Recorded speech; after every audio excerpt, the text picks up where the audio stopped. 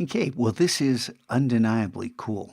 I'm going to turn that layer off, come back down to our original layer, and then I want to sample some pixels using the single row marquee and the single column marquee. Now, a lot of people say, what is this for? This is just ridiculous.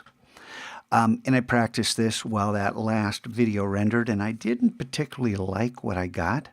So I'm going to try something different. We'll just see what happens. So you can click anywhere. You can click to try to select things. I'm looking at where I can get a lot of geometry. And right here, we've got a lot of variety in this line right here. This is just 1 pixel high.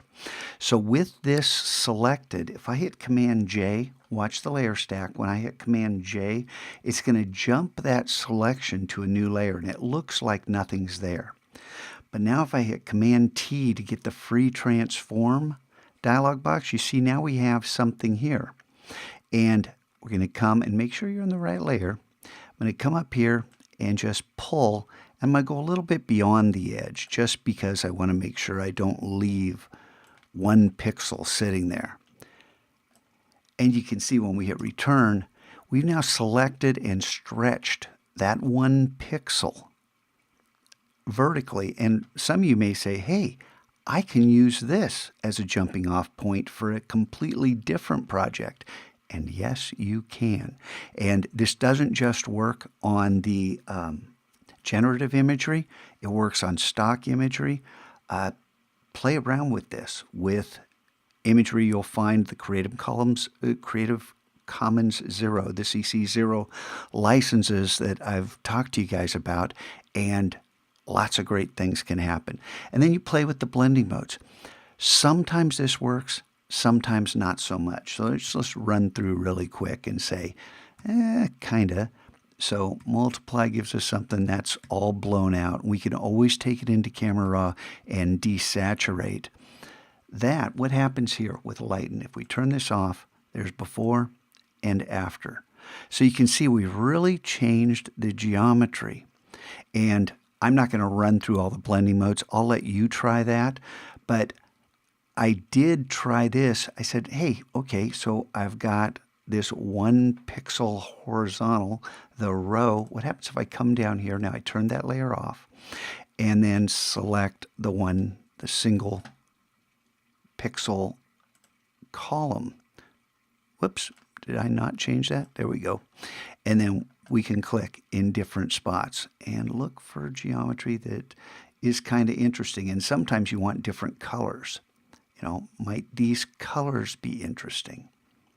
I don't know, not a lot of geometry there. I'm going to go ahead and pick right there. And then we'll jump that and then hit Command T and stretch this just a little beyond the edge. And like I said, you don't need to use both to hit return to accept that. You don't need to use both. And sometimes neither one works really well. So we chose lighten for the other one. Let's just see what lighten does here. And if we turn this one on, this is blah, huh? So which one was it? It's the middle one that's doing that. So what happens if we keep going through the blend modes? Where does more visual interest happen? Now, if we turn those two off, there's our before and after. We've changed some things. I'll let you play around with this, but then kind of as a last step, and I'm not sure this is going to work at all. What happens if you do another one of these, Command N, Command E, and then Command O? What a great shortcut. You might want to do that to set your smart object. And then what happens if you come up here and try this generate normal map? Will it work? Will it be terrible? You never know until you try. I don't think this one has the same potential. I could be wrong, and just for kicks, I'm just going to go to luminosity to see what happens. So what's the difference between that and that?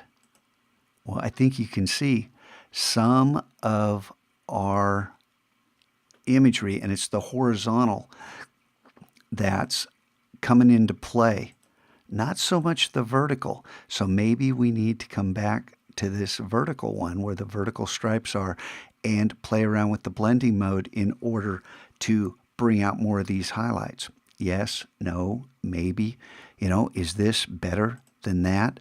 Again, it depends on the image you start with, and it all depends on your workflow. This is not a ABC how to work. Mix it up, try different things, see what you can come up with. This is exciting stuff potentially, and it's not just limited to the generative imagery.